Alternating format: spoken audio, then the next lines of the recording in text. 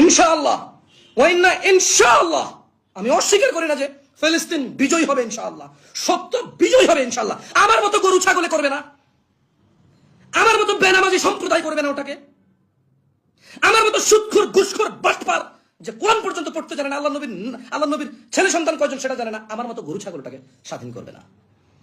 ইনশাআল্লাহ ফিলিস্তিন জিতবে ইনশাআল্লাহ।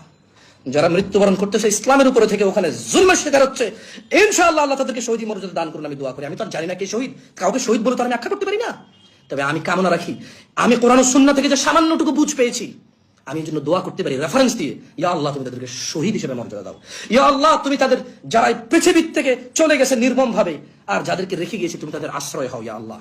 আমি জানি ফিলিস্তিন ইনশাআল্লাহ বিজয় হবে, তবে গরু ছাগলরা বিজয় করবে না, গরু ছাগলরা বিজয় করবে না, বেনামাজি সম্প্রদায় বিজয় করবে না, কোরআন তেলাওয়াত করতে জানে না এমন সম্প্রদায়টাকে বিজয় করবে না, যে মা বাপ তার ছেলে সন্তানকে কোরআন শিখায় না এমন বাপেরা যায় বিজয় করবে না, যে সন্তানরা সব বুঝে শুধু ইসলাম বোঝে না এমন সন্তানরা যায় বিজয় করবে না। ইনশাআল্লাহ বিজয় করবে কারা?